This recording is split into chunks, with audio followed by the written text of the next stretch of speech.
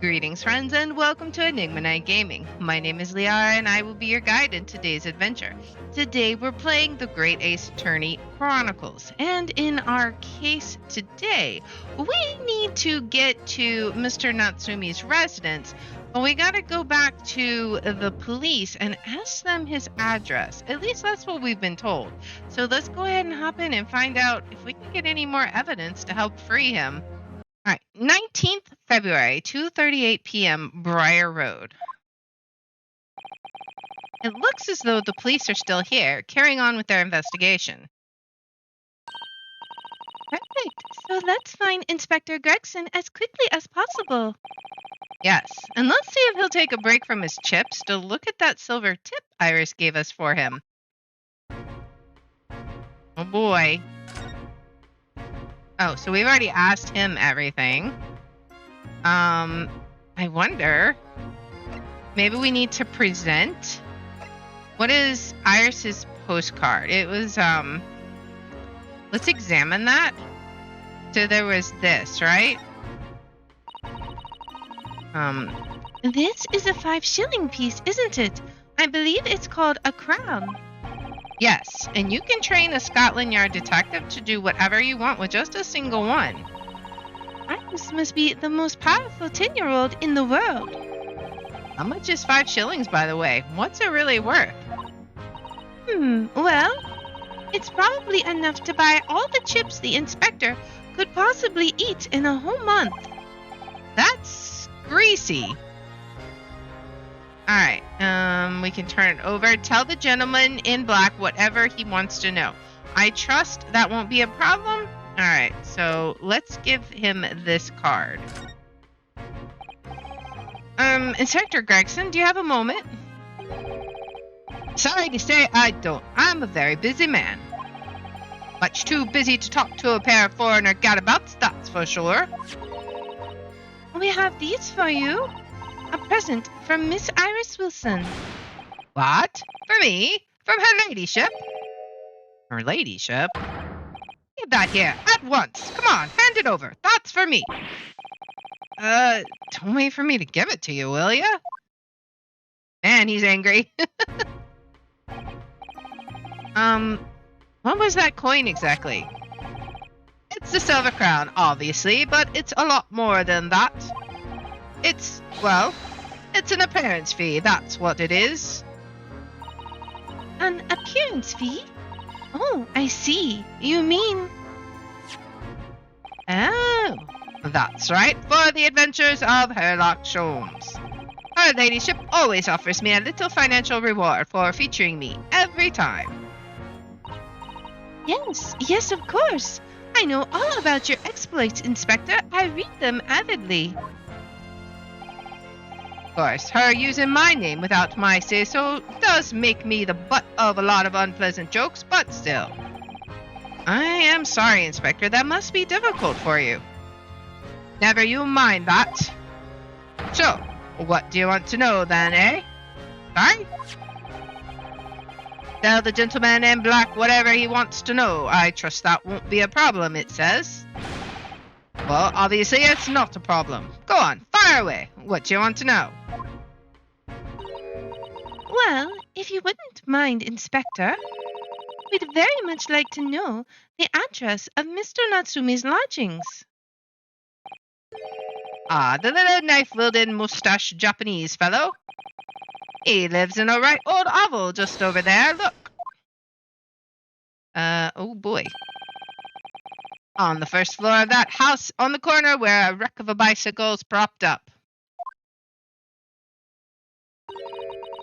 That is nearby indeed. He didn't run very far at all, man.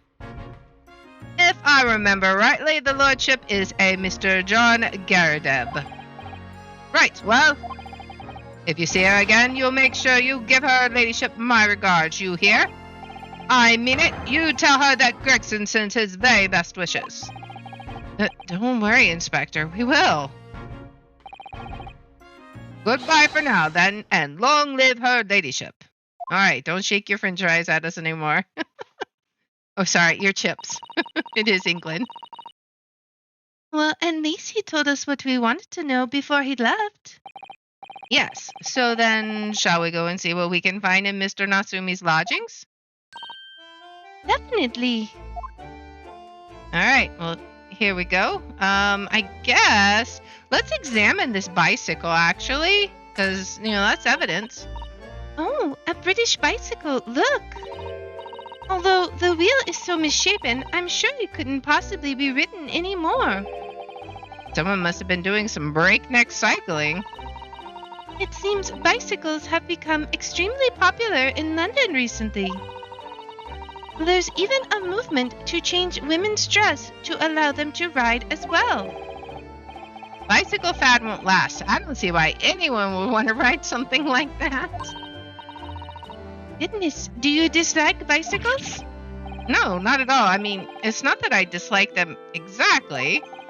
It's just that any occupation that involves taking both your feet off firm ground seems reckless. If you'd ever tried walking on stilts and falling into a river, I know you'd agree with me. Have you walked on stilts and fallen into a river, Ionosuke? We'll have to hire a bicycle sometime. You can sit behind me while I ride you around. All right. Let's see. What else do we have? Let's look at this. Oh, look at the windows of that building there. Are they bricked up? Are you sure they're windows? That's what I was thinking. Yes, but they're all filled with bricks. That's really weird. Oh, you're right. I wonder why. Perhaps it's an empty property where nobody lives at the moment. There's smoke coming from the chimneys, though. Oh dear, everything still feels very foreign. There's so much we have to learn about this place. Okay, that is weird. All right, we got down there. Wait, what is that? There are piles of snow on the pavement here and there, but the road itself is covered in carriage tracks. It seems carriages often travel down Briar Road. It soon disperses all the snow. I slipped over when I was walking down the pavement earlier. It seems like it would be far safer to walk on the road instead. Oh, but you're rather small, Mr. Norohodo, and dressed all in black. I worry coachmen might not see you, and you could be flattened by horses. Well, thank you for the rather small concern. All right, what is that? The clouds look so big and heavy in the sky, don't they? With the dense fog as well, everything looks hazy. Well, it is known as Foggy London Town. I can just make out some sort of spire through the fog. It looks like it's still being built, though. Aha, yes, that must be the Crystal Tower, being built for the great exhibition that's to open in 6 months' time. Yes, we read about that in the last case. It was in the carriage on a notice on the wall. So I wonder if that's going to carry through this series. Apparently, it's going to be very striking, glazed on all sides, and the symbolic centerpiece of the exhibition. It's to be the largest exposition in history, is it? I can't even begin to imagine it. All right, what else we got? What is this? A smokestack? You see all the black smoke rising from the chimneys over there? It says here that in Great Britain, many people heat their homes in winter using coal. The only chimneys I really remember seeing in Japan were on top of the bathhouse. Do you think some of those houses could be on fire? Not at all. Well, even so, that much thick smoke billowing up to the heavens is surely going to turn the whole sky black sooner or later. Gosh, you may be right about that. All right. Let's see. What else do we got? What does this say? Strand Street? That's a rather typical old brick building, isn't it? I'm sure it has a long and interesting history. Well, time certainly seems to have taken its toll on the place. It's crooked and sagging all over. In fact, it looks in decidedly worse shape than the other houses around here. According to Inspector Gregson, That's the house where Mr. Natsume has lodgings. Just across the road from where the incident took place, I see. It must be awful for Sosuke-san getting caught up in something like this in a foreign land. Alright, what else do we got? Anything else of interest? There was something... Oh, okay, it was just changing. Alright, so I think we have examined everything. Can we move now into his residence? Alright, so... the lodgings of Mr. Soseki Natsume, according to the information gleaned from Inspector Gregson. Alright, so let's go see what we got here.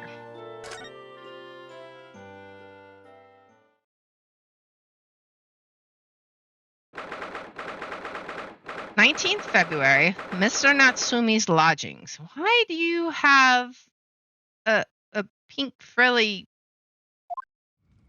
apron? Oh, maybe it's for her. May I help you? Yes. Would this be the residence of Mr. John Garadib?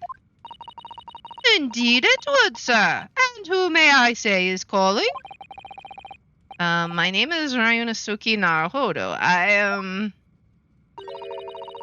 Mr. Naruhodo is representing Mr. Soseki Natsume. I believe he takes lodgings here. You were surprised? We would very much like to ask him some questions about our client. What a weird expression. One moment, please. I shall convey the message to Mr. Garadib.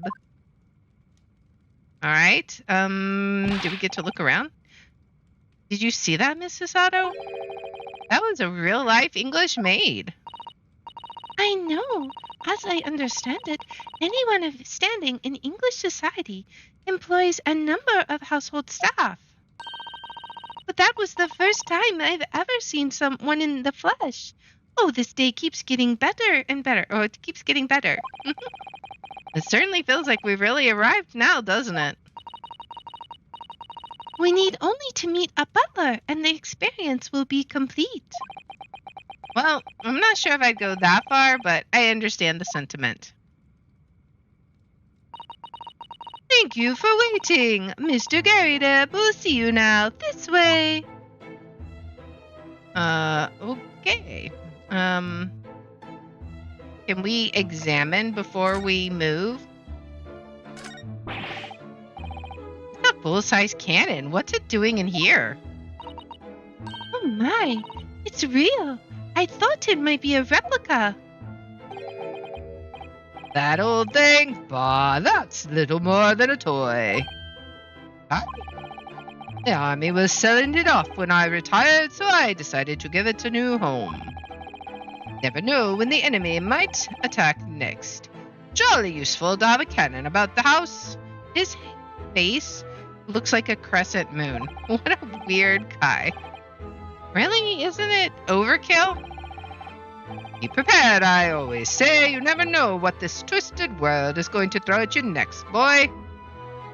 I feel like I'm getting Mary Poppins vibes, the husband in Mary Poppins. Do you think there may be trouble brewing, Mr. Garadib? Always is. Take Joan here. Never fails to have a clean apron in reserve. Dries them over the barrel, you see. I was wondering about that. Okay. They dry very well in the cannon there, Joan tells me, which rather proves my point, I feel. It's been reduced to a drying rack. No wonder the huge cannon looks like it's hanging its head in shame. Alright, what else do we got? A stack of books. I notice you have a pile of books here, Mr. Garadib. Do you enjoy reading? Ever experienced a London winter boy? The nights are long. No better way to pass the time than in front of the fire with a jolly good book. That does sound good. Oh, there's a copy of Rent's magazine here, I see. No doubt Mr. Garadib enjoys the adventures of Herlock Sholmes too. The great detective has a great many followers, it would seem. Alright, what else we got? He's got a nice little china cabinet there. What is that? All right, is this like his dining table? Oh, look! What a wonderful collection of cakes lined up on that gleaming silver cake stand. Lined up? It looks more like someone has half demolished them to me. We'll have to scroll over and see. Afternoon tea is a time of indulgence, you know. It is quite the English way. It is Mr. Garrydub's custom to take 2 cakes with his tea. That sounds delightful. Oh, wait a minute, though. There are at least 10 cakes on this cake stand. Well, naturally, it would never do to waste the leftovers. Whatever Mr. Garrydub doesn't eat, I say to myself, Joan, you shall have to tidy up. How magnanimous of you? Oh, so she's got all the cakes here just so she can eat them, I guess. Alright, let's keep looking over here and then we'll scroll over to the other side. He's got like some kind of war uniform. Okay, we can look at that. That uniform looks fairly ancient, doesn't it? It's clearly been well looked after, though.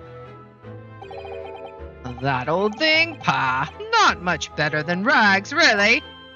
Oh? Wore that to the ceremonial garb at my retirement bash, you know.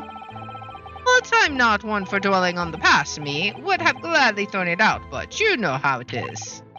Anyway, doesn't hurt to have the odd piece of memorabilia lying around, does it? Oh, I see. Perhaps we should leave the past in the past. Alright, he's got a medal there, probably for the same purpose. That looks like a Medal of Honor, and it's showcased on a very grand banner. Yes, it's displayed with some pride, I would say, although it bothers me that it's not straight. What, that old thing? Sorry? I should be glad to see the back of it, but the general would turn in his grave if I disposed of it. The wall's the best place for it. Keeps the bully thing out of my way. So, it's just been polished to shine by accident, I suppose. There appears to be an inscription on the medal itself. Look. Let me see. It says, for distinguished participation. Sounds like the kind of honors even I could be in line for. Well, one doesn't like to blow one's own trumpet, but I was given that for my time in the army. Can't measure an officer by the number of medals to his name, of course. Common knowledge in military circles. You're stirring your tea with your pipe. That's kind of weird, sir. Alright, what else do we got? Is this like a changing curtain? Look at that enormous screen. It must have been put there deliberately, surely. Yes, it certainly seems like someone's trying to hide something from view. What could be behind it, I wonder? Going to have a very quick look, just a little peek.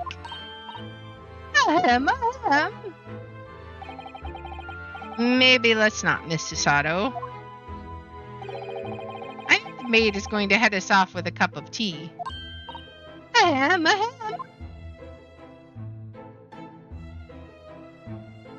Alright, now I'm curious what's behind there myself. The walking stick? Good day to you, John Garrydub at your service. Pleased to meet you, sir. This is Ryunosuke Naruhodo. He's a defense lawyer. Do excuse me not getting up. Took a shot to the knee a few years back in the Battle of Maiwan, don't you know? Earned a medal for my pains, but had to withdraw from service. Handed over the reins to the up-and-up-comings. So he's a retired soldier. It's a job getting up and down the stairs now, I can tell you. Don't get out much, as you can imagine. Yes, it's quite a climb up here to the second floor, isn't it? I was panting at the top of the stairs. You really must take more exercise, Mr. Naruhodo. Ugh, you think so? Well, Mr. Garrydub, no doubt you were very courageous to earn yourself a medal. Oh, it was nothing. The medal's just a folderol, really. Wouldn't like to offend the general, though, so I grudgingly displayed it on the wall. Why don't you fetch it down, Joan? Let these good people see it properly. Of course, Joan, fetch the... That's it all, woman! Be careful! Oh, dearie me, I do beg your pardon, sir. You jolly nearly took the skin off my hands. I used to be an adventurer, but I took an arrow to the knee. I shall be more careful, sir. Welcome in, Daisy, by the way. So anyway, there you have it. Living the quiet life now. Yes, I see. Now then, I hear you want to know about the chop lodging downstairs. Is that right? Yes, we would be very grateful if you could answer some questions for us. Only two, please, naturally, especially if it helps to keep the peace here in Blighty. We've forged an alliance with the Empire of Japan recently, as I'm sure you're aware. So this case is very much in the public eye, as it were. Oh, is it? Even had some famous detective poking around, you know, in this old house, would you believe? Could it be Herlock Sholmes? Yes, Mr. Herlock Sholmes. Could have been. Didn't catch the chap's name. Not really my cup of tea, all that detective business. Oh, but you have a copy of Rant's magazine here, so... No. Wait, what? Are you sweating, sir? What is this? What? Anyway, the chap's investigating the foreigner's room as we speak. So he's in Soseki-san's room. Maybe we can go there? It's a bally nuisance is what it is. The whole neighborhood's twitching its curtains now. I don't like all this fuss. It's jolly unsettling. Alright, let's ask about Mr. Natsume. That's Mr. Natsume then, Mr. Garida, but please do tell us. Ah, yes, the Japanese chap. Only been lodging here for a week. Oh, just 1 week? So he moved in very recently then. I have two lodgers most of the time, one on the ground floor and one just below us. The first floor room became available a week ago, you see. There'd been Dash it all, Joe, do be careful. Now, Joe knows more than she's saying. She's mighty sus. Oh my goodness, I'm terribly sorry, sir. If you want to know my opinion, I thought he was the shady sort from the moment I set eyes on him. Oh, why? He seemed to have a most nervous disposition, always shaking, looking over his shoulder. The man had shady written across his sweat-soaked brow, if you ask me. I said to myself, June, that man is trouble. Sooner or later, he's going to do something untoward. And I'm rarely wrong about anything. We won't be calling this maid as a witness, that's for sure. Was there anything else that struck you as suspicious about the man at all? Yes, oh yes, indeed there was. And she's dying to tell us. Okay, so do tell. What was so shady about him? Had you noticed anything else at all about your lodger, Mr. Natsume? Oh my word, yes, the man was shadier than an orchard. Could you elaborate? Well, take the man's room, absolutely stuffed full of books it is, more than anyone could ever read. And he never so much as passes the time of day with another living soul. I haven't seen a single visitor call. So wait, you're calling him suspicious and shady because he lives a life different from your own. Good job. He just trots off to that old bookshop every day and comes back at 5 to light the gas fire. Welcome in, Monster Mom, welcome in. And the funny little man is up long past the time everyone else in the house has gone to bed, too. Oh, I see. The gentleman on the ground floor goes to bed at around 9 each night. But I've never known that Japanese fellow to retire any earlier than 2 in the morning. Does that mean you're up at 2 in the morning, ma'am? How would you know this? I mean... Def gonna use shadier than an orchard from now on, though. Could you clarify something, I wonder? What, I pray? How do you know so much about Mr. Natsume's routine? Good on you. I was wondering the same thing, Susato. Oh! I understood that neither of the lodgers live on this floor of the house. Is that correct? That's right, yes. They're both below us, on the first floor and street level. You're sweating too, sir. Are y'all both super shifty? Y'all are being mighty suspicious. Y'all in cahoots. Then how is it that you know so much about the lives of your lodgers? The precise times that they come back in the evening, for example. Even the times they go to bed. He's gonna spill more tea on him. Good grief, Joan. Be more careful, woman. Oh my goodness, sir. I'm terribly sorry, sir. She likes using that as a distraction. Something doesn't add up here. I 100% agree. Lady is both of them are super suspicious. I mean, Crescent Moonhead and Suspicious Maid incident 2 days ago. Let's ask about that. It seems that the incident took place at around 5 in the evening. Did you happen to look out the window at around that time? Exactly, sus. Super sus. The window? Yeah, you know, this one right here? Yes, we noticed that the window over there looks out over Briar Road. The incident took place on the pavement just on the far side of the street. Was there anyone suspicious loitering nearby? 5 o'clock is dinner time in the Garadab household. I'm afraid I don't remember seeing anything. How about you, Joan? No, sir. It would have been dusk outside at that hour. And with the fog as well, I should think it would have been quite impossible to see the other side of the road. Oh, I see. Did you notice anything else out of the ordinary then? Such as? Anything at all, even if it seems unrelated.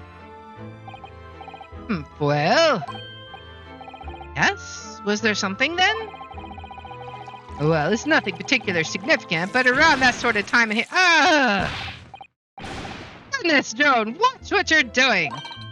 Oh, dear me, what have I done? I'm awfully sorry, sir. No, you're not. Do be more careful, woman. Just fire her already. Like, why do you still have her? That's like the 4th or 5th time she's spilled hot tea on you. Of course, sir. If I may, Mr. Narrow Hollow? Oh, yes? I have an exceedingly good memory, and as far as I remember, nothing of any significance took place here at that hour. Nothing at all. Oh, really? Mr. Garadeb? The way you were talking before, it sounded rather like there might have been. Oh, well, as I was saying, it was just a trifling matter, really, nothing of... Joan, dash it all! What is the matter with you, woman? Oh my gosh. Begging your pardon, sir. Nothing happened. Yes, quite. Nothing happened. We sat down to a quiet, uneventful meal. Joan? That's right, Mr. Garydeb. What is the matter with these two? Exactly. They are really messed up. It sounds like something happened here in this room on the evening of the incident, but what? I wish I knew. I bet it's hiding behind that curtain, right? Like, it looks like there's a stain on the floor. Alright, let's ask about Mr. Natsume's room. Could you tell us which floor Mr. Natsume's room is on? Why, certainly. Just below us on the first floor. And Mr. Sholmes is investigating there even as we speak? Yes, told me Nat's his name, asked him to look into the matter, so I gave him the key. Mr. Natsume has engaged Mr. Sholmes' services? I think that might be a lie. Yeah, that's a blatant lie. Would it be alright if we also had a look around in Mr. Natsume's room, I mean? Don't see why not. It's just down one flight of stairs. Who knows if we'll find anything that could help us with the case, but we have to try. We need all the clues we can lay our hands on, shall we? Yes, and while we're there, we can speak with Mr. Sholmes again. Perhaps he'll be able to tell us more. Alright, so let's go back. Yeah, something definitely happened here. Like, that's just... I don't know what, but there's definitely something on the floor there. And we can't get behind the curtain. What is this? That portrait of Mr. Garydeb is glaring at me, I swear. He even has a crescent moon head in that picture. Have you noticed that all the little frames contain photographic prints of Mr. Garydeb as well? Yes, and there seems to be a statue of a lion on the mantelpiece as well. Yes, seemed to come back from the local pawnbroker with that little trinket. Seemed to come back? What do you mean? The chap who runs the place is a bally wizard. Went in to sell him something and came out with that thing. In point of fact, now I think about it, I rather often find myself leaving the place with something I don't need. The lion ornament certainly does seem surplus to requirements. Susanna doesn't pull her punches, or her throws for that matter. Alright, what else we got? Anything, wait, what is... Are those mortar shells? They're enormous. Oh, this. Oh, I hadn't noticed. What are they doing here? Those old things. Couple of little rounds I accidentally fired into the barracks during training, you know. Became a bit of a colorful regiment folklore, that incident. You mean you deliberately hunted out the spent shells? Well, I wouldn't say deliberately exactly. They're only scrap iron after all, usually just thrown away, I believe. But you never know when things might come in useful, do you? Useful for what exactly? Yes, well. That was mighty vague there, sir. Joan here, did you manage to knock one of the bally things on my foot the other day while she was dusting? Oh no! Hadn't shed a tear since 1869 before then, you know. Maybe reconsider throwing them away? Alright, what else we got? Anything else? Let's look over here. Is there anything else over here? We got a candelabra. There's one missing. This old candle holder looks a little out of place here, wouldn't you say? Yes, you're right. It's clearly supposed to be gold, but it's almost completely black for some reason. That old thing, yes. Just a cheap piece of ironmongery. Gimcrack, really. Oh. Used it when I was studying, don't you know, for my commission. I know it's old, hardly worth hanging on to, really, but, well, still has its uses sometimes. Or conking people over the head, maybe? Of course. Does everything in this room have some elaborate story behind it? They're memories, Mr. Naruhodo. Memories.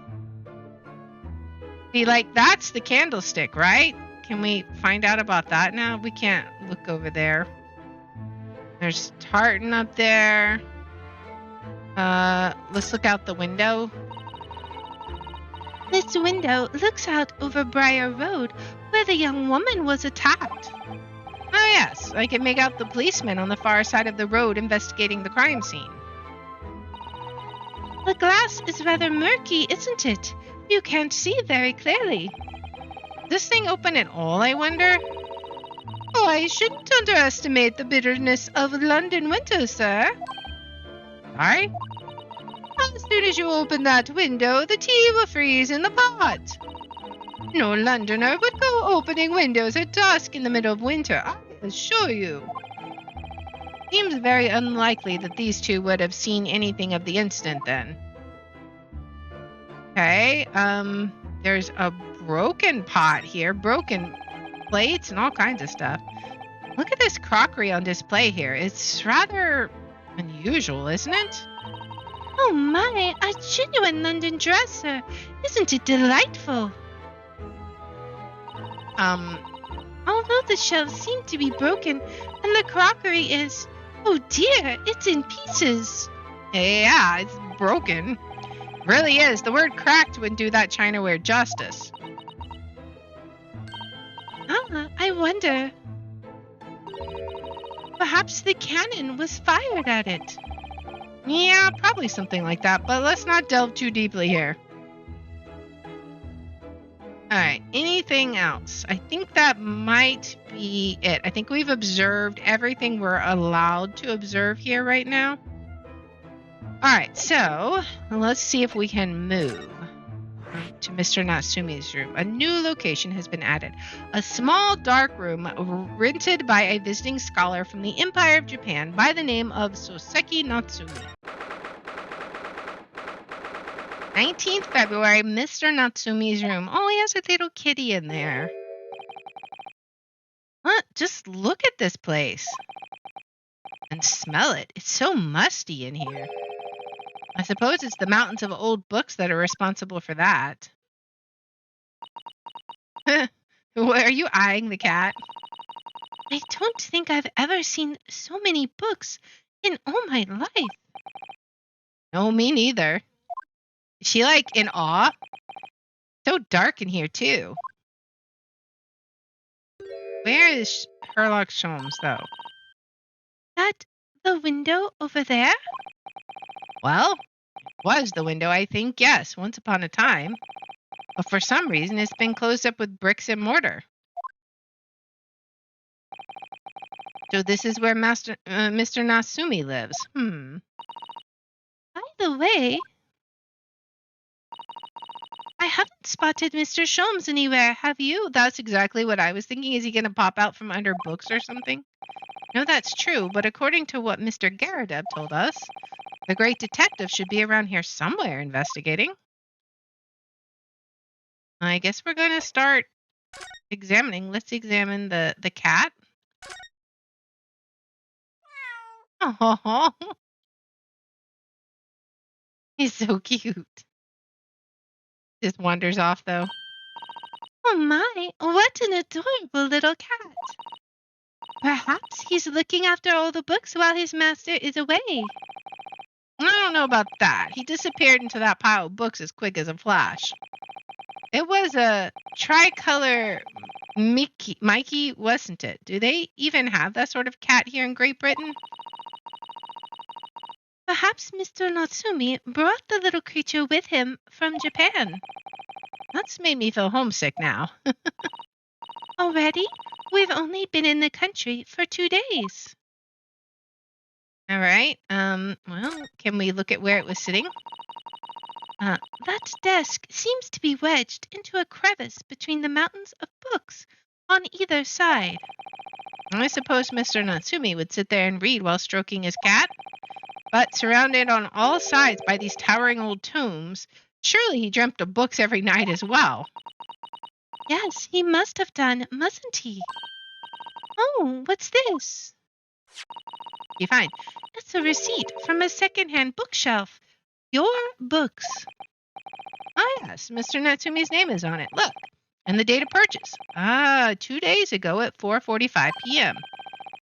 That's the day of the incident. Is it the time of the incident? That's just a short while before he was embroiled in the terrible attack. Must have been on his way back from buying some old books. All right, so we got the receipt entered into the court record. A receipt discovered in Mr. Natsume's room for some books that he had purchased from a secondhand bookshop before the incident occurred. All right, nice. I mean, that's got to be good for something, right? What else do we got? Let's look at the boarded up window. Could you even call this a window? I think so. It was a window at one time, after all. Although all that remains is a frame around some bricks now. It really is just a wall then, isn't it? Well, why would anyone deliberately brick it up like that?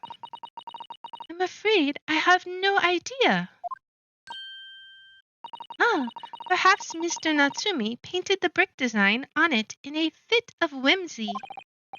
That's alarmingly feasible. Anyway, whatever the reason, the lack of ventilation in here makes the place very oppressive. Does. I imagine being cooped up in a room like this would be extremely trying. All right, what else do we got? What is that? Can we look at that? No, we got mountains of books, though. Look at all those books stacked up there. They almost reach the ceiling. That is a lot of books and like no organization whatsoever. They're all works of English literature, and they all smell so musty. This volume of books to hand, you'd never be short of reading material, would you? No, what a dreamy idea. A bad dream, maybe. For me, at least. I don't know. A lot of books is good, but you can only read one at a time, so... Mind you, I don't imagine the book that's at the bottom of the pile will ever be read again. Exactly. Which is why digital books are so great. So reading it is an experience that comes but once in a lifetime, just as the tea ceremony teaches us. I drew you. What did you draw, Night Flurry? Welcome in. I certainly didn't expect the conversation to turn down the path of tea ceremony philosophy. All right, what else can we explore? What is this back here? It looks like it's got a lock on it. Is that like I don't know, like a power box or something? In the Oath Discord? Okay, I'll check it out. I can send it to your server. One sec. All right, sounds good. This appears to be some sort of meter on the wall here. And it looks very robust. I wonder what it's for. There's a slot for inserting coins here, too. That is very weird. I believe that is a gas meter, Mr. Naruhodo. A gas meter. Yes, it seems there is piped gas in this district, which consumers pay for by putting coins in the meter. So, if we were to put a coin in the slot... That would be enough gas to use the lights and the gas fire for the whole night. So if you're too poor to have a coin, you just have to spend the night in the dark and freezing cold? That's right, as would a rich man who only carried crisp white notes. London is a scary place. All right, what else do we got? We got the little, I don't know what they're called, but I see them in the Chinese restaurants and stuff all the time. Oh, look, it's a beckoning cat from home. It's a bit big and bulky, isn't it? Surely Mr. Natsume didn't bring that Maneki Neko all the way from Japan with him. I hardly think you're in a position to comment, Mr. Naruhodo. Are you forgetting the enormous Daruma doll that you brought in your luggage? Well, it can be dangerous traveling abroad. I wanted a lucky charm. Well, I imagine Mr. Natsume wanted the same, and this cat is sure to beckon good luck to him. Not doing a very good job so far, is it? You mustn't say such things. It even say a word. Why are my eyes such a giveaway? All right. There's a bag here. Can we look through it? There's trash. What else do we got? What is this? Look at all these balls of paper on the floor. There are notes scrawled all over them in English. It looks like the waste paper basket is so full they've just fallen out. I think Mr. Natsume must have been deeply immersed in his research, don't you? Or deeply averse to tidying up his mess? Considering. I wouldn't like to speculate which is closer to the truth. All right. He wants to give him the benefit of the doubt. All right, so we've gotten all the books. I think we've done everything over here. Let's look over here. Oh, there he is, of course. The last place we look. All right, let's go say hi to our friend then. Ah, look, Mr. Naruhodo. It's our friend. There he is. Where did he appear from? He seems to be engrossed in the pages of an old book. I hope he won't mind if we disturb him. Hello, Mr. Sholmes. Ah, you two, good day. Now, let me see. Where was it that we met? Oh, Mr. Sholmes, we were together on the SS Burya. Yes, of course, the Burya. And let me see. What happened on that voyage? It was Kazuma Oshogi. He died tragically, but you were a great help to us. Ah, yes, but of course, the case of Mr. Oshogi. It was the one with the snake, wasn't it? Oh. Well, you seem to remember something of it at least. What an honor to be remembered vaguely by the great Herlock Sholmes. This is Mr. Oh, no, my dear madam, hold your tongue. I pride myself on my superior powers of recollection, and names are safely recorded in my brain attic. Miss Naruhodo. And Mr. Susato. Almost, my friend. Try the other way around, Mr. Sholmes. I lose the first round. He's such a goober. In truth, I had hoped to invite you both to my Baker Street suite the day we arrived in London. But some Scotland Yarders ambushed me at the railway station and whisked me away to a crime scene. It was an entirely trivial case, of course. I solved the matter in no more than 30 minutes. So they apprehended Sosaki-san in that short an amount of time? I'm afraid the pursuance of a new case has dulled my recollection of my past involvements for a little? A little? It is a mistake that one's brain attic has elastic walls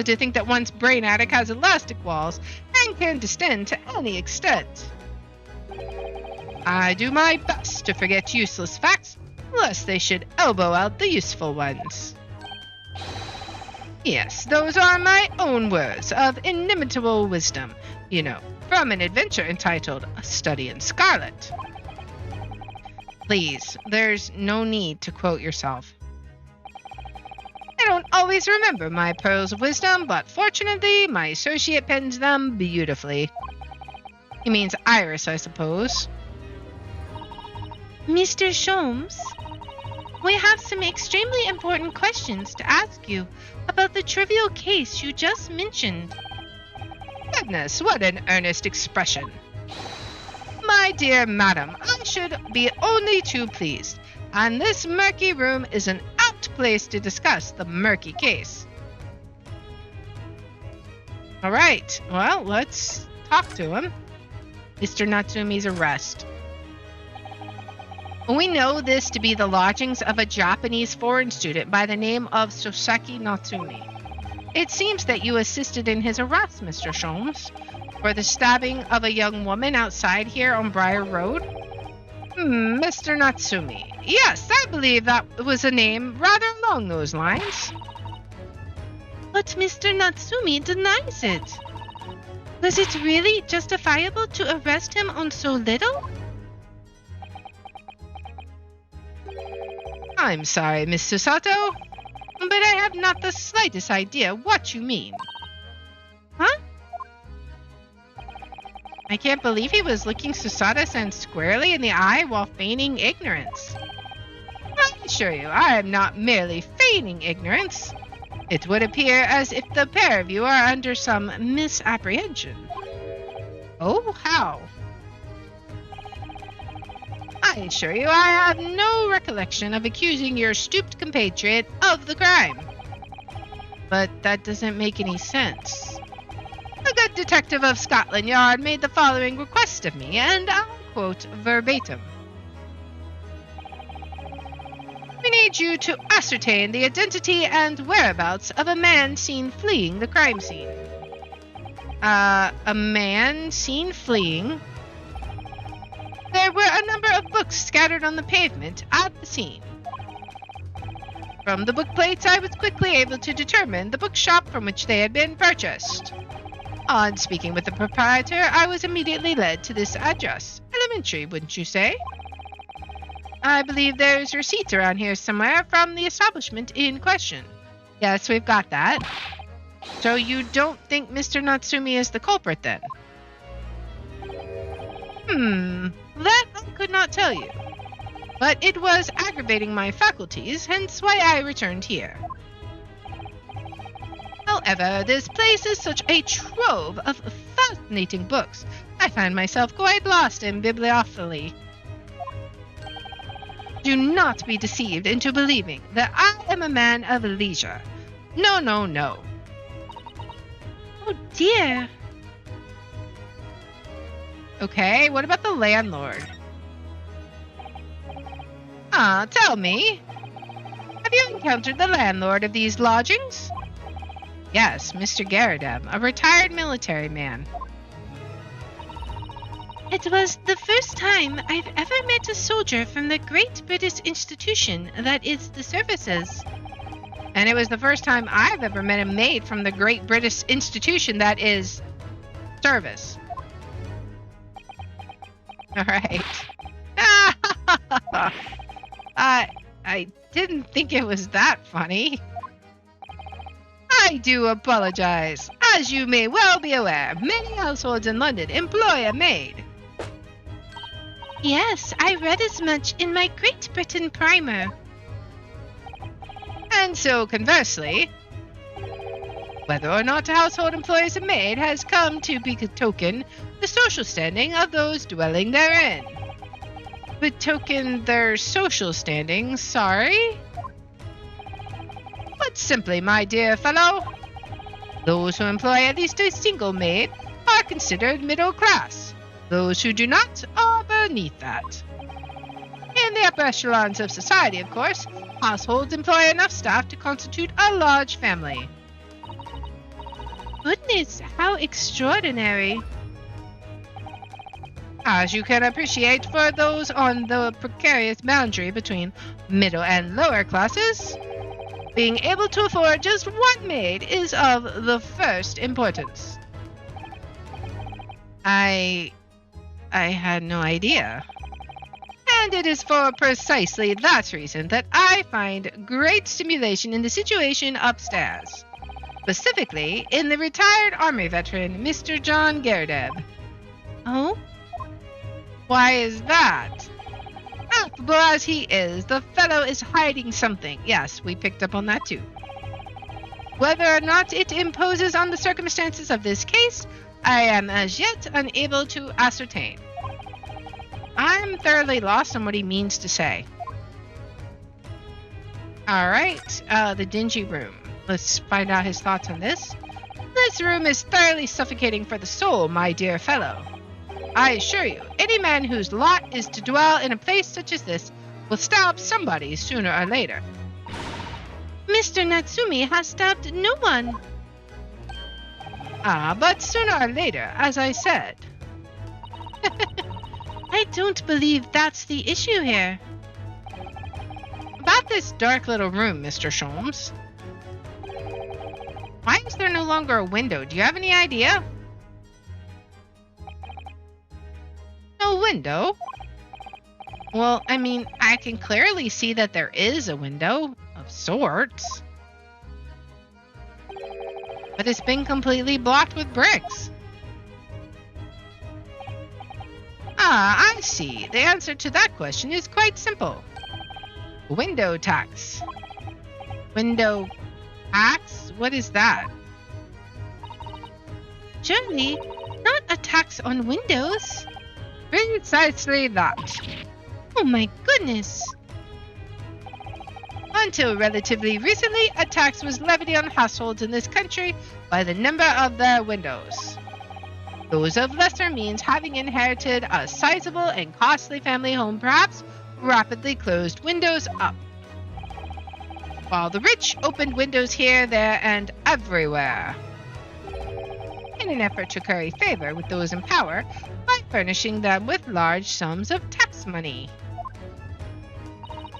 How awful and unjust, forcing people to live in rooms devoid of light. Indeed, disease was rife as a result. So some 40 years ago or thereabouts, the window tax was abolished.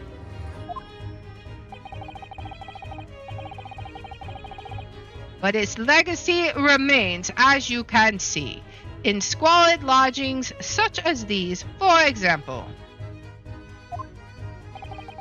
I suppose Mr. Natsume's stipend for living here in London isn't very generous, perhaps. It would appear so. I've done a little digging and discovered that these lodgings were offered at an extraordinarily low price. Because the room is so awful, I should think. Apparently, Mr. Natsume only moved in here about 1 week ago. Yes, that's correct. However, I don't believe the low rent is explained by the shabby nature of the accommodation. Oh? Still, that is of little relevance here, a matter not worthy of further attention. Are you sure? I'm curious now. Alright, let's see what we have now. Well, I believe I've told you all I can now. Thank you, Mr. Sholmes. Yes, Mr. Naruhodo. Was it not your intention to become a practitioner of law? Remembered that, did you? Will you perhaps be offering your service in this very matter, I wonder? To the occupant of this room, Mr. Natsume, was it? Not sure. Not sure? On what grounds? Well, I actually defended someone in court here only yesterday. Really? Well, then I congratulate you, sir, on an ambition realized, and so promptly, too. Thing is, it's really made me question things. Am I right to believe in my clients? To trust in their innocence? Yes, trust. Mr. Sholmes. Mr. Natsume didn't do it, did he?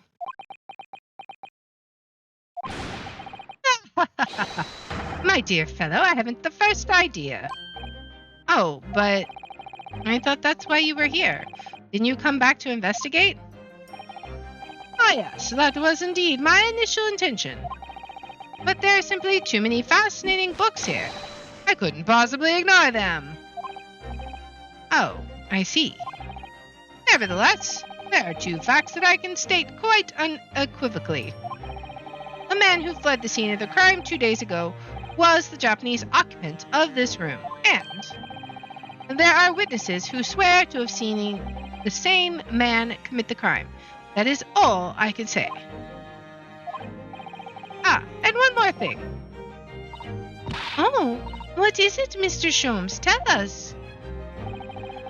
I cannot say with any certainty whether or not it is of relevance to this case, but I am quite sure that the retired army man who owns this property is hiding something.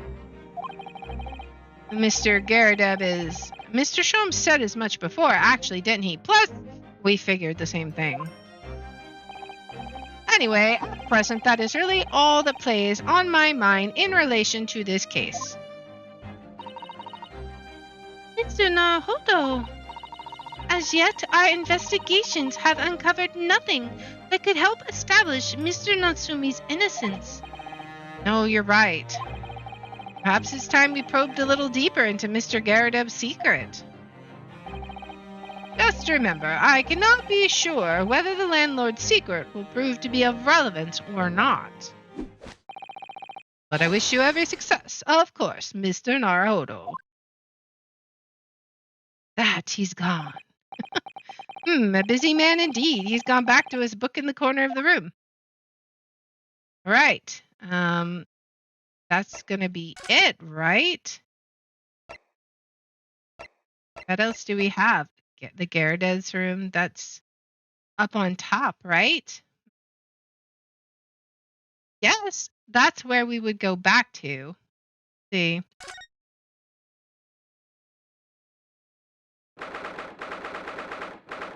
February 19th, Mr. Garadeb's room. Ah, you pair again. Tell me, what's the detective chap? I forget his name. Still hard at work down there? Mr. Herlock Sholmes? Ah, yes, rings a vague bell. All the detective business isn't really my thing, I'm afraid. Well, Mr. Sholmes is in his element down there. Jolly good show. Another cup of tea, if you please, Joan. I mean, you could just wring your pants out, I would think. Now then, why don't you tell me what... For the umpteenth time, woman, will you watch what you're bully well doing? I shall be serving dinner shortly, sir. Yes, of course. Quite very rude of me, but I'm afraid I shall have to ask you to take your lead if you would be so kind. Oh, yes, of course. We are deeply grateful for all your assistance. Not at all, not at all. Don't get much chance to talk with young foreigners like yourself. It's been a pleasure. Best of luck and all that. Perhaps you could see yourselves out. Okay, are we able... According to Mr. Sholmes, Mr. Garadeb is hiding something. And since no other avenues of investigation seem open to us at the moment, perhaps we should do some digging. Can we look behind the curtain now? Is there anything else we can investigate? Oh. What's he doing over there? Mr. Sholmes? We meet again, my dear fellows. Good gracious, when did you sneak in here? Herlock Sholmes, sir, at your service. Whatever were you doing over by the window? I am given to watching the evening sky as the sun sets, madam. Yet sadly, cheerful as the room downstairs undoubtedly is, it lacks an aperture for such observation. So I took the liberty of borrowing a small corner of space by the window up here. Humph, well. Keeping an eye to one's windows at dusk is the prudent thing to do in London, I'm gathering. Ah, and one other thing, Mr. Naruhodo. Oh, me? I thought perhaps you might be in need. Of a certain great detective's great mind. Wait, he's not talking about... Is he? I didn't expect to be going through that again so soon. Do you mean, Mr. Sholmes? There is a mighty secret in this modest room. My eyes see even the most trivial of trifles.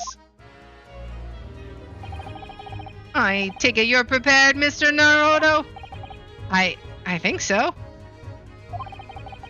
There is just time enough for one of my greatly admired great deductions. Let us conclude the matter before dark. Oh boy. Mr. Garadeb, though it would seem you are a military man of considerably distinguished service, Your standing as a landlord is most certainly not what one might call first rate. I'm afraid, sir, that it is all too clear to me. There are two conclusions I have been able to draw by careful observation of your living arrangements. I beg your pardon? The first is that even as we speak, you are concealing the presence of a ferocious beast in your care. Eh? And the second is that as a result of the beast's violent rampage, you have lost something very dear to you. Mr. Naruhodo, look! The old man's broken out in a cold sweat. Unbelievably, it seems Mr. Sholmes' conclusions are both spot on. How could you possibly? How could I possibly know, you mean to inquire? The answer couldn't be simpler, sir. For in the dense jungle of logic and reasoning, I am the king of beasts. And I know only too well that wild beasts are not easily tamed. So, shall we begin? Once again, Herlock Sholmes is proud to present his logic and reasoning spectacular.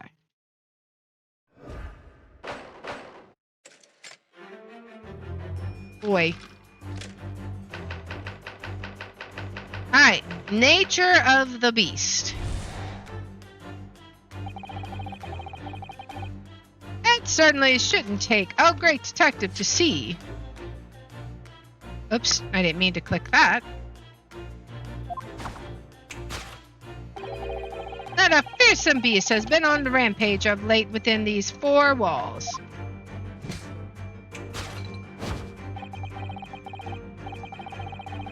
Thus we are faced with the question, what form might this beast take? For a man with military breeding, your eyes are uncommonly candid. Your furtive glance, Mr. Garradab, leads us directly to the answer. The true nature of the beast that has run rampant here is revealed by that lion statue. Yes, though an army man, you appear unimposing at best. A fact that has fueled your admiration for the mighty lion, the king of beasts. What is this piffle, I ask you? In the end, your admiration became so great, in fact, that you had a living, breathing specimen shipped from India, which you tried to keep in this very house. What? Yet living with such a wild beast proved more difficult than you had imagined. The chilling traces of a wild rampage are still very much in evidence. Well, yet as we look around, the beast in question fails to present itself. Where could this angry creature have disappeared to? Madam? Me? I pray you do not consider me unchivalrous, but it is plain to me with one glance in your direction. It is? Your dress pocket gives us a handsome clue as to the beast's current whereabouts. For protruding from it is a handbill advertising a circus show. Huh? Yes, you sought to dispose of this terrifying lion, Mr. Garradab, at Batty's Circus. Traveling show currently sojourning in a nearby park. I have observed the tents. You sold this savage lion, sir, to the circus troupe. I most certainly did not. I believe I've made my point. The fearsome beast which ran amok in this room was an Indian lion. And a simple visit to the circus now will reveal the lion prancing jubilantly through a ring of fire. Oh boy. Conclusion. A rampaging Asiatic lion. Alright, topic 2. Aftermath. Now, Mr. Garrett, it is plainly clear that you still have deep feelings for this formidable beast. Indeed, that blind pose, the distress this loss has caused you, is veritably tangible. Your head weighs heavy on your shoulders. The pain you feel is being revealed by that supporting arm. Amid fits of tears, you've let your beloved beast go. The strain of losing something so dear to you is clearly visible in your visage. Nonsense, man, I simply... But what we must now ask ourselves is the true cause of this pain. And we need only follow the direction of your gaze to find the answer. Yes, it is this pile of bills that have given rise to the pain you suffer. Every envelope contains another demand for payment. Huh? For cartloads of meats, potatoes, wheat, and tea. Indeed, feeding your beloved has had a devastating impact on the financial circumstances of your household. And so you had no choice but to let it go. Yes, well, Now, in a final fit of rage, the ferocious beast carried out one last unimaginable attack. Unimaginable? The aftermath of which can be clearly seen by observing the carpet over there. That actually kind of looks burnt. A very expensive woolen carpet, if I am not mistaken. Oh, dearie me! What could have caused such a destructive outburst? This time, madam, I'm afraid it is you who has inadvertently revealed the truth to me. Your wondering eye has settled upon the answer very neatly indeed. Yes, to explain the dire state of the carpet, we need only look at the Tower of Cakes. Huh? There is no creature more dangerous on earth than a beast with an unsated appetite.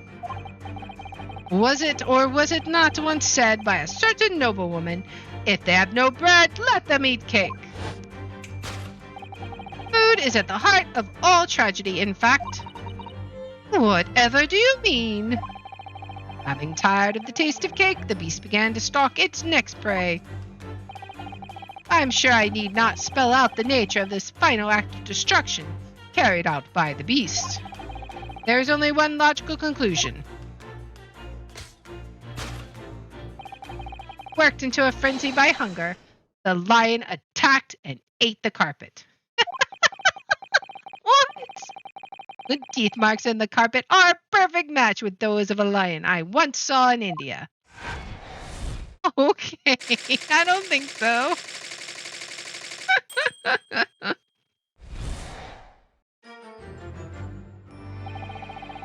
Thus concludes Herlock Sholmes' great deduction of this beastly puzzle.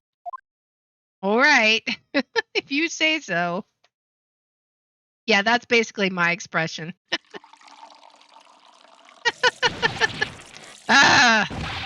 What is the matter with you, Joan? You're pouring scalding hot tea all over me. Oh, I'm sorry, Mr. Garrett. I'm afraid I didn't notice. My deductions can be startlingly sharp. It stands to reason that your cup runneth over. Indeed, my revelations can make people spill tears at times, too. Oh. Mr. Sholmes, sorry to butt in again, but could I make an observation? Why, certainly, Mr. Naruhodo. What is it again? Well, your deductions just now. Do you really think a lion could have fit inside a room of this size? Indeed, it is the only explanation for the facts. The terrifying truth all too often lies beyond the realms of common sense. But wouldn't it be an idea to consider what lies in the realm of common sense as well? But if an uncaged lion had run amok in this very room, Surely Mr. Garrideb and his maid would have been hurt. Or worse. That's where you are stuck. No doubt the former military man held his own against the beast using that large cannon. I thought you said that they sold the lion to the circus. And what about the food? Meat and potatoes are one thing. But I don't believe I have ever heard of a lion that drinks tea. My dear Mr. Sato, it occurs to me with some regularity that irrespective of race and breeding, whenever anyone lands on Great British soil, they are infused with a highly appropriate taste for afternoon tea. Oh, what a glorious notion. Well then, Mr. Naruhodo, it's your turn to shine again. I had a feeling that was coming. A slight massage, that's all Mr. Sholmes' deductions need. You can do it. Excellent. I've been waiting for my trusty partner in deduction to step forward, Mr. Naruhodo. We don't even know yet whether this is going to help with Mr. Natsume's case, but here we go. Still, uncovering the truth is always worthwhile, whatever the motivation. At least, that's what I want to believe. Let us start again. From the beginning. Of Herlock Sholmes, logic and reasoning spectacular. Course correction. Hold it, Mr. Sholmes. Alright, so first one. Nature of the beast. It certainly shouldn't take a great detective to see that a fearsome beast has been on the rampage of late within these four walls. Thus we are faced with the question, what form might the beast take? For a man with military breeding, your eyes are uncommonly candid. Your furtive glance, Mr. Garrideb, leads us to the directly to the answer. The true nature of the beast that has run rampant here is revealed by that lion statue. I really didn't see the lion thing coming. No, but if you observe Mr. Garrideb's reaction, it rather seems as though some beast did indeed run rampant amok here in this room. Yeah, something with a very fierce nature. But it couldn't have been a lion transported from India. What was it then? We must follow Mr. Garrideb's gaze. That will lead us to the true answer. Alright, so what else is there?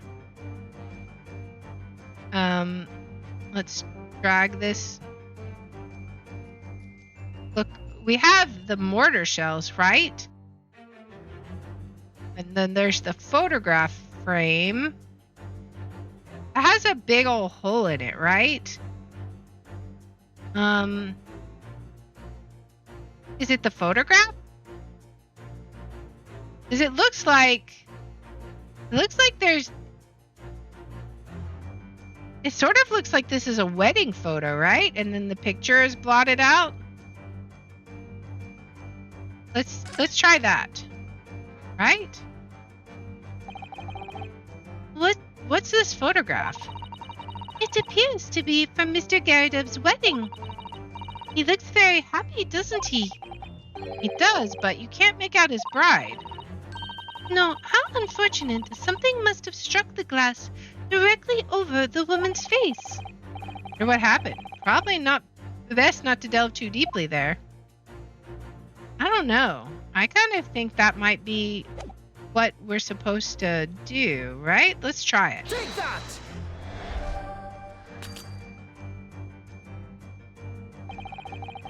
Behind the lion statue on the mantelpiece, almost deliberately hidden from view, is a photograph.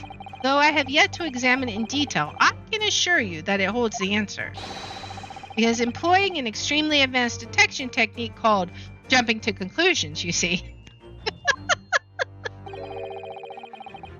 That deduction was wanting in every way. Yes, I was wanting you to hear it. I'm quite proud of it. Okay, never mind then. I find myself wanting never to have heard it. I'm quite pained by it, in fact. So then it's the mortar shelf, maybe? Oh, sorry. I'll try again. Okay. Let me look at this again. Maybe it's not the photograph frame itself, but maybe it's the actual... So maybe I was right originally, and I just clicked photograph frame instead of... Okay, let's see. The glass is broken, so you can't see the bride's face at all. But no amount of cracks could hide the woman's plump form. I think powerful would be kinder than plump, Mr. Naruhodo. Yes, she certainly looks that. There's a lot of horsepower there. Not someone you'd want to upset, that's for sure. Oh, have you noticed her wedding ring? It's very large, isn't it? Yes, that's an unusual design. It looks like some sort of an embellished sunflower. Alright, what if we present the bride? Take that! Okay, there we go. The true nature of the beast that has run rampant here is revealed by the newlywed bride. Precisely, Mr. Naruhodo. No other explanation could possibly fit. Yes, this frame print pictures your wife, Mr. Garudub. While we will lament the fact that her face is obscured, we can still make out her mighty arms and note the considerable horsepower they must contain.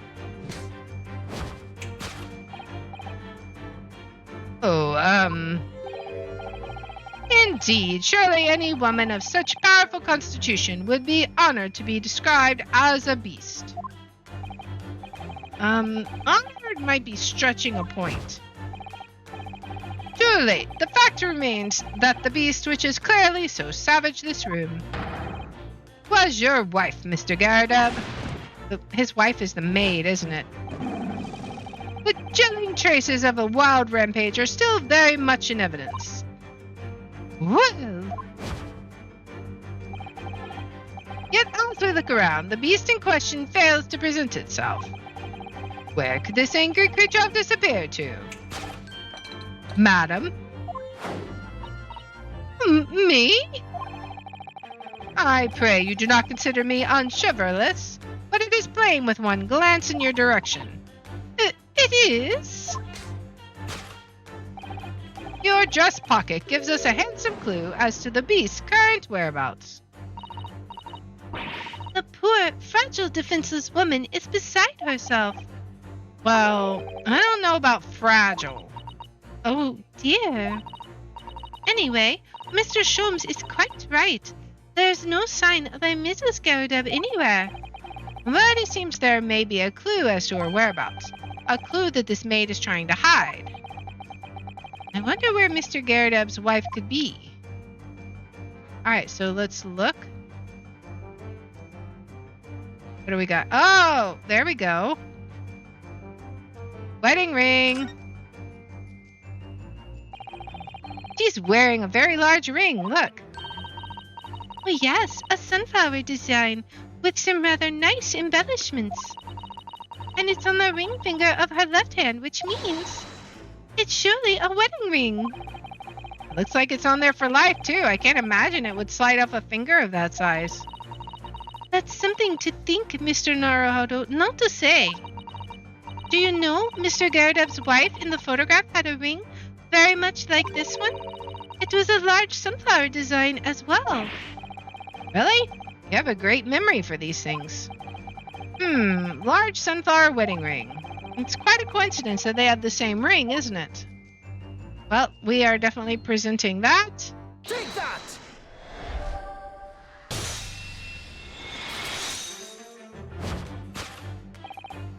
Your wedding ring gives us a handsome clue as to the beast's current whereabouts. Oh, indeed it does. That flowery band gleaming on your finger gives you away. for it is identical to the one shown on the hand of Mr. Garrideb's bride in this photographic print. In other words, you are no ordinary housemaid. No. You are Mr. Garrideb's lucky bride. You are Mrs. Garrideb herself. Oh my word!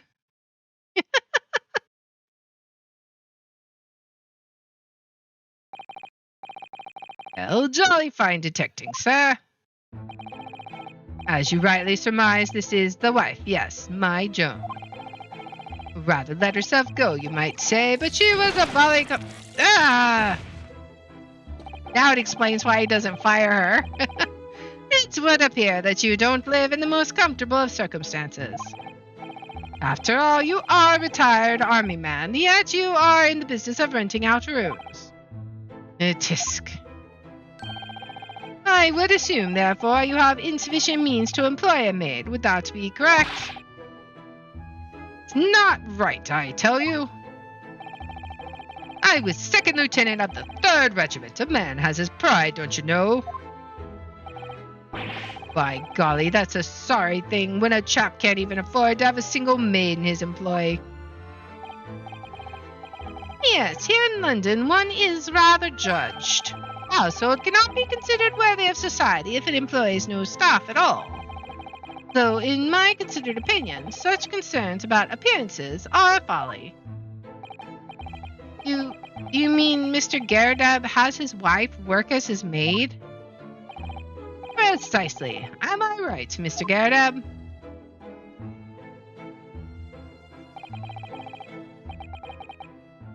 Ole and company, obviously. But listen here, this must remain a secret. Tip-top secret, please.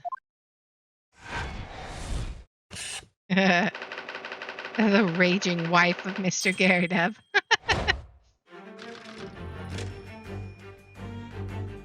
Okay, so obviously the carpet got burned by the candle.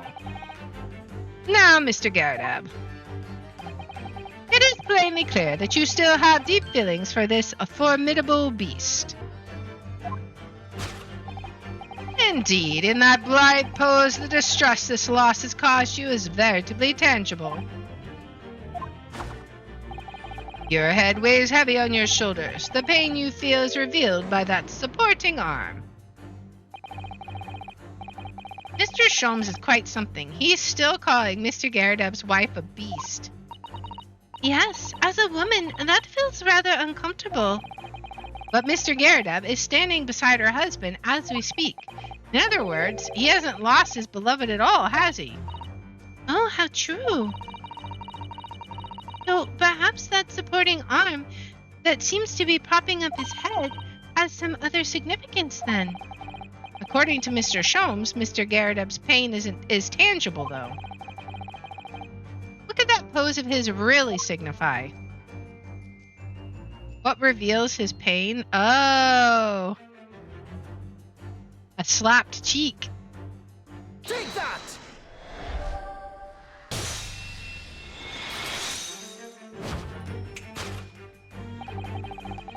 Your head weighs heavy on your shoulders. The pain you feel being revealed by that slapped cheek.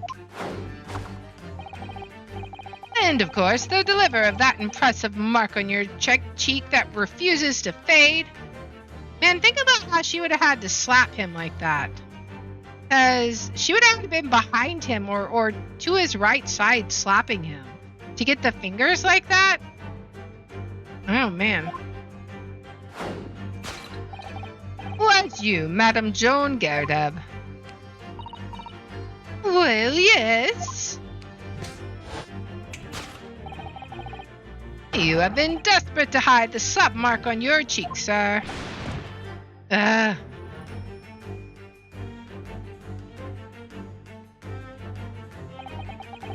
the blazes! How did you work that out, man? Nothing escapes the notice of one trained in the art of observation, my dear fellow. That's why you haven't looked directly at us even once. to keep your other side from view. Well, humph. Now, let us proceed to the next conundrum. Why were you subjected to such a violent slap? In other words, we must ask ourselves what caused Madame Gerda to fly into a rage. And we need only follow the direction of your gaze to find the answer. Yes, it is this pile of bills that has given rise to the pain you suffer. Didn't Mr. Sholmes say that the bills were all for lion fodder? Yes, but now we've established that the lion never existed, which can only mean that the thing responsible for gobbling up all that food was Mr. Garradeb's wife. Mr. Naruhodo, she's a person, not a thing. Yes, well, he's also a person who gave her husband a mighty slap around the face. One so hard it left a perfect hand mark, in fact. Yes, why would a woman want to hit her husband with such force, I wonder?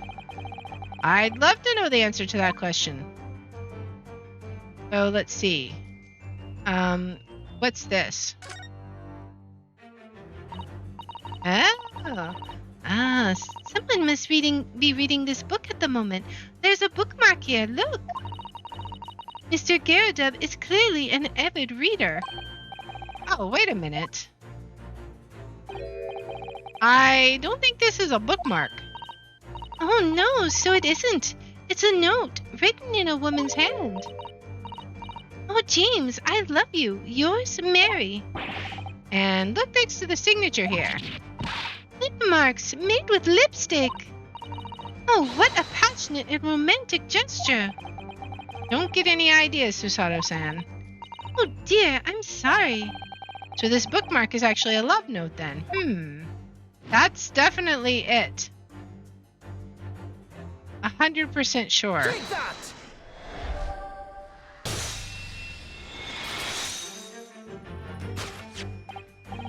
Yes, it is this love note that has given rise to the pain you suffer. Oh, James, I love you. Yours, Mary. Passionate indeed. Perhaps the sender of this note, a certain Miss Mary, is the fly in the ointment here.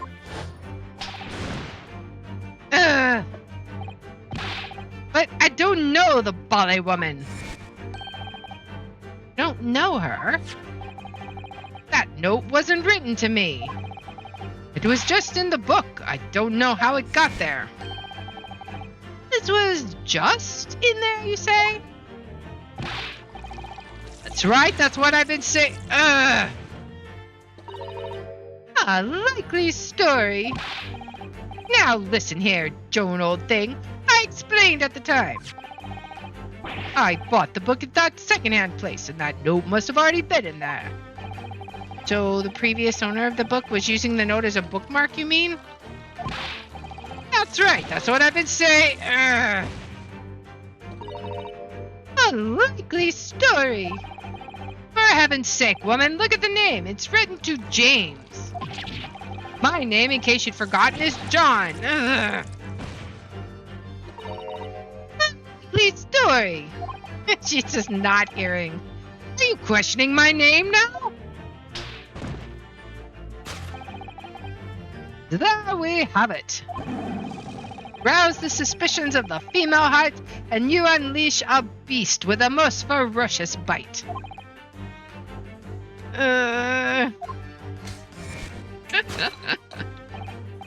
Now, in a final fit of rage, the ferocious beast carried out one last unimaginable attack. Unimaginable? The aftermath of which can be clearly seen by observing the carpet over there. Very expensive woolen carpet, if I'm not mistaken. Oh, dearie me. What could have caused such a destructive outburst? This time, madam, I'm afraid it is you who has inadvertently revealed the truth to me. Your wondering eye has settled upon the answer very neatly indeed. Yes, to explain the dire state of the carpet, we need only look at the Tower of Cakes. But surely Mr. Garrett didn't eat the carpet. Well, of course not. But there doesn't seem to be any doubt that the state of disarray in this room is a result of her wild temper. No, that's true. So this is the last part of Mr. Sholmes' deduction that we need to fix. We need only follow Mrs. Garrett's gaze, and that will tell us the answer. All right, let's see what we can see. Yes. It's going to be the candlestick, right? All right, let's look at this. It should be this. This looks like a very old candlestick, doesn't it? The base looks too small. Surely it's very unstable. It looks to me like even the slightest knock would make it topple over. Oh dear, that would be dangerous. Wait, take a closer look at this. There's one candle missing.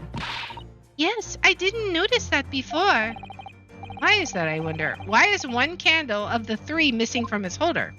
Because it's on the floor? Can look at the candle. The carpet here has been ripped to shreds. Yes, and according to Mr. Sholmes' deductions, the tears match those made by an Indian lion's teeth exactly. Oh, look here. What is it? If you look closely at the edge, you can see scorch marks. Oh yes, so you can. In that case, perhaps the carpet wasn't eaten in the normal sense at all. Let's rethink this with that in mind. All right, so we can't look at the carpet itself, right? So it's got to be, I mean, unless we're supposed to somehow pick the candle, which it doesn't look like it. Let's go ahead and pick candlestick, right? Take that! Yeah, okay. Yes, to explain the dire state of the carpet, we need only look at the candlestick. Most illuminating, my dear fellow, and of course, the only possible way out of this logical labyrinth. Yes, the remnants of a ferocious attack in which the carpet was devoured are clearly visible. Indeed they are. The scorch marks at the edge clearly give the truth away. Scorch marks? It would appear that this room was the scene of a little marital altercation. Mrs. Garredeb's mighty arm muscles left an impression not only on her husband's face, but on the entire room. The force of her strike caused a candle to fall from the holder, and in seconds the carpet was alight and the whole corner of the room in flames. Yes, For the most ferocious beast in the world is neither a violent lion nor a vengeful woman, but fire. In this room, that ferocious beast bared its claws and ran amok. Eloquently put, my dear fellow. So you see, there is but one conclusion here.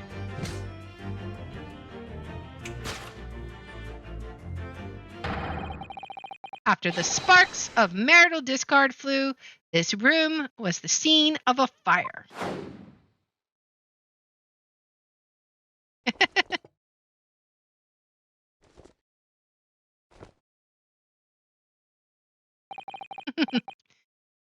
Mr. Sholmes, sir, I salute you. And he falls over. What? What?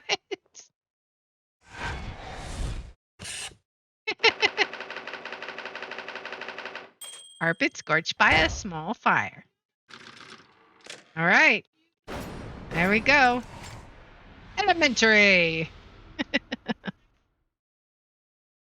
That was fun. It's these dashed long winter nights, you know. Nothing to do but read in front of the fire. Luckily, there's a jolly good second-hand bookshop just around the corner. Buy all my old novels there. Another hydrate? Yay!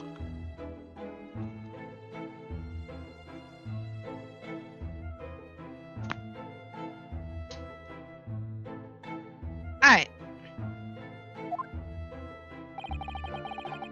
In the pages of one particular novel, you discovered some rather illicit material. For which your wife admonished you harshly, it seems. Don't know about admonished. Demolished might be rather closer to the mark. And beast is most certainly an apt... Ugh! Here we go again. And the carpet, was that destroyed by fire when a candle fell on the floor? Afraid to say it was. Happened in the blink of an eye, you know. The whole place filled with smoke. Couldn't see a bally thing. I was caught between the old stick's rage and the raging flames. You paint a torrid picture, sir. One that would have been most entertaining. That's sympathy for you.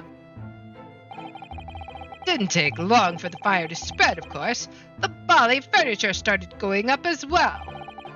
Had to hide the mess behind that screen for the time being. Over here, Mr. Garrett? You have nothing more to hide now, if you'll allow me. Oh, yeah. Had all my favorite old novels in that case. But as soon as the fire got a hold of them, that was it.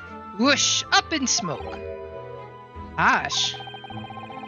The wife started hurling things at me. What a terrible sight it must have been. There was I, back up against the window, under heavy enemy fire, incendiary books coming 10 to the dozen. Worst of it is, I lost my favorite book called The Lion's Pride. Lion's Pride? Ah, yes. Your notorious love of big cats coming through again. I assure you the title didn't influence my choice in the slightest. So the poor man really did lose something dear to him as a result of the ferocious beast rampage. Mr. Sholmes' deductions turned out to be correct once again. Well, I mean, after we fix them, it can only be described as a great British wonder. I tell you, it was total carnage. Flames everywhere and the old stick in full fettle. Out of interest, what time of day was that? Not sure I can remember. It was 2 days ago now. Let's see. Around 5 o'clock, I think. So at exactly the same time, as a terrifying incident was unfolding outside your window on the street below. Even more terrifying on the inside, I can assure you. The whole of Blighty could have been flattened outside my window at that moment, and I wouldn't have noticed a dashed thing. Oh, really?